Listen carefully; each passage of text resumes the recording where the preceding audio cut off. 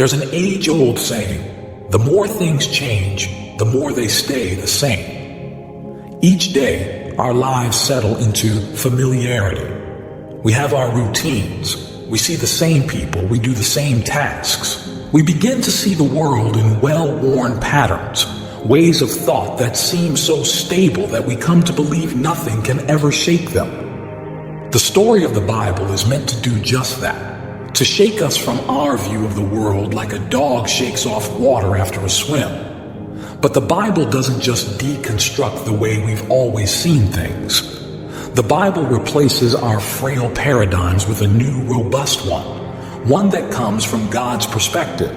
When we let the Bible become our lens for how we view our reality, we become free of old, worn-out paths, and everything begins to look different. We get divine clarity. Or to use biblical language, we have an apocalypse. An apocalypse. Isn't an apocalypse the catastrophic end of the world? Well, yes. In modern, Western vernacular, that is what the word means. Just Google apocalyptic movies, and you'll find Godzilla, Zombieland, Terminator, and the like. In the popular imagination, an apocalypse is the dreaded unraveling of everything good. But that is not what the word apocalypse means in the Bible. In the Bible, an apocalypse is what happens when someone is exposed to the transcendent reality of God's perspective. An apocalypse is a confrontation with the divine so intense that it transforms how a person views everything. An apocalypse is not an ending. It's a new beginning. An apocalypse is not the unraveling of good. On the contrary, an apocalypse is a reorientation to what is truly good if you dare to accept it. Take the story of Jacob. He cheated his brother, deceived his father, and ran for his life straight into his own personal exile. Jacob's former way of life was over. Surely, this was the permanent unraveling of anything good for him and for his future. And right at this point, God reveals himself in a dream that transforms an ordinary place into a meeting place with God, so that Jacob can gain God's perspective over his circumstances. You can read the full story in Genesis 28, 11, 17. Jacob falls asleep on the ground and has a divine dream where he sees a stairway connecting heaven and earth with angels ascending and descending the staircase. Above the stairway, God stands and speaks to Jacob and promises to bless him and his descendants, to give them the land he had promised to Abraham and Isaac, and to multiply his descendants and expand his family. God even gives Jacob the promise of his continued presence and protection. When Jacob wakes up, he sees everything differently, even his physical environment. Surely the Lord is in this place, and I was not aware of it. He was afraid and said, "How awesome is this place? This is none other than the house of God. This is the gate of heaven."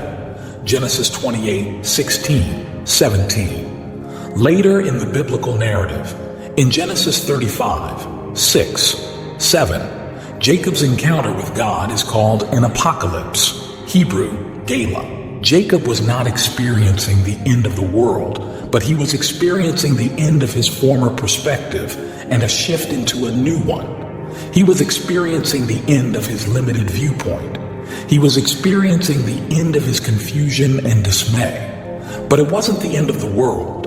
His apocalypse was the beginning of his new reality, one in which he had confidence that God was for him and that his time of exile would one day end. The Bible is full of apocalypses. The Apostle Paul writes about having an apocalypse in his letter to the Galatians. Galatians 1:11, 12. I want you to know, brothers and sisters, that the gospel I preached is not of human origin. I did not receive it from any human, nor was I taught it.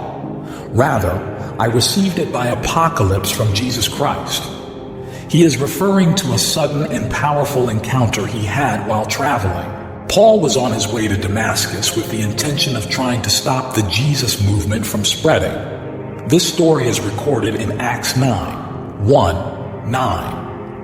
On the road, he was stopped when a light from heaven flashed around him. There in that moment, the voice of Jesus announced to him who he was. Saul tried opening his eyes but found he was blind. The blindness persisted for 3 days. That encounter with Jesus turned Paul inside out. His view of his entire life was shaken up. It changed the way he saw everything, and consequently, he began living in a whole new way as a follower and apostle of Jesus. The God of the universe wants humanity to see the world the way he sees it and rely on his wisdom.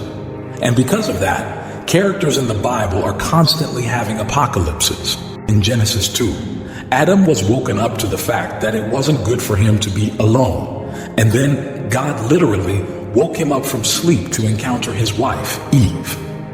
In Genesis 12, 15, 17, and 22, God appeared to Abraham with promises to bless him, multiply his descendants, and bless others through him, transforming Abraham's fear and uncertainty into confidence in God's faithfulness. In Genesis 20, Abimelech discovered he had made a big mistake in taking Abraham's wife, Sarah, when God appeared to him and told him so. In Genesis 28, Jacob experienced the glory of heaven and learned that God was for him, and he didn't have to take matters into his own hands to secure his future. In Exodus 3:19, 31, and Deuteronomy 32, 33, Moses encountered God on Mount Horeb and Mount Sinai, and received instructions for his own life and role as a leader for the entire nation of Israel.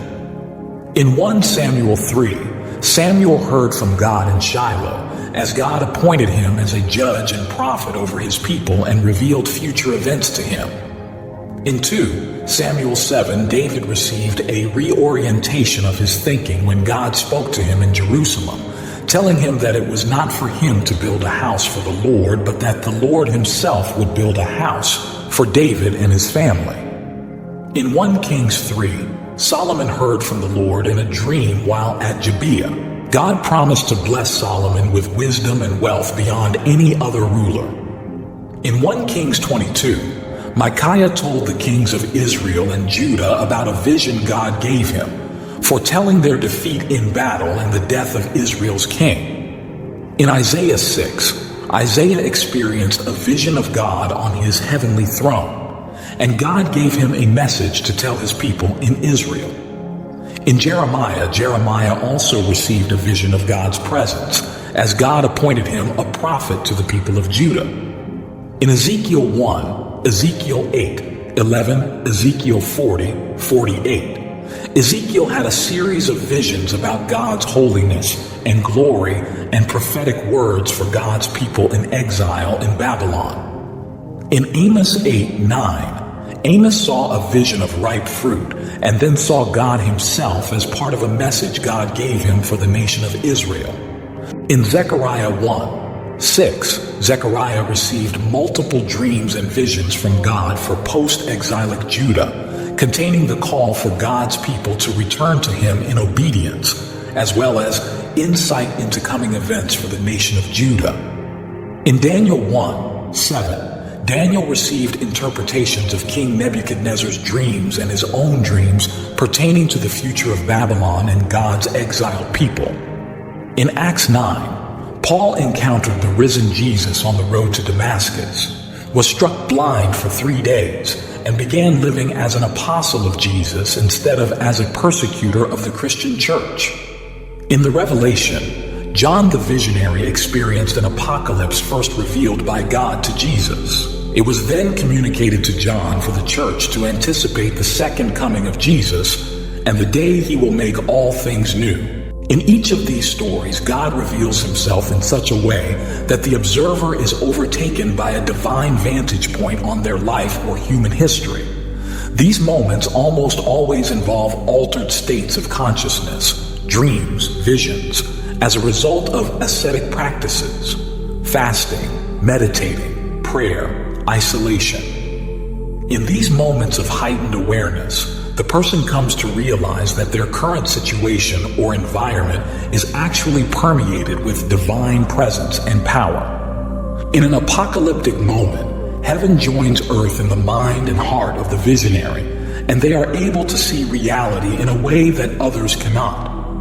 Just like dreams can be confusing when we reflect back on them after waking up, reading apocalyptic literature can also be difficult as it's filled with strange images, poetic language, and symbolism. The key to understanding biblical apocalyptic literature is to look at the literary design that's introduced in the book of Genesis and developed throughout the rest of Scripture. As you explore the apocalyptic passages of the Bible, keep the rest of the divine narrative in mind and watch for those design patterns. Context will help you make sense of these potentially confusing passages. Okay, so now, are you ready for an apocalypse? Read these stories and let them soak into your bones.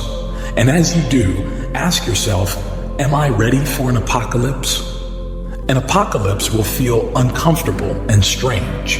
It could lead to the death of things, the laying down of perspectives, dreams, or habits you've held on to for a long time. But ultimately, God's apocalyptic goal is to reorient our lives to what truly matters. God wants humans to live abundant lives full of His wisdom and to rule an ordered world with Him.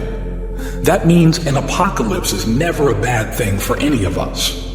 An apocalypse is always something God does in our lives to produce good and beautiful results, bringing glory to His name and ultimate good to His people. As weird as it might sound, an apocalypse is something God's people should want because God's people desire to see the world the way God sees it. And really, anything that disrupts daily life has the potential to shake up our way of seeing the world. It can cause us to evaluate how we're living or not living according to the ethics of the kingdom of Jesus. An apocalypse, whether in the biblical narrative or in our own lives, is often painful but necessary for perspective. Daniel's apocalypse made him sick with grief. Isaiah and John were knocked flat by their encounters with the divine. You can't unsee what you've seen in apocalyptic moments, nor should you. None of us should look back on an apocalypse and see that nothing has shifted in our lives. An apocalypse is never the end of the world, but it may be the end of a world as we've been aware of it. For instance, take the longest and most famous apocalypse, the entire book of the Revelation, the last book in the New Testament. This book is famous for being about the end of the world because there are so many violent images of the destruction of evil and disorder.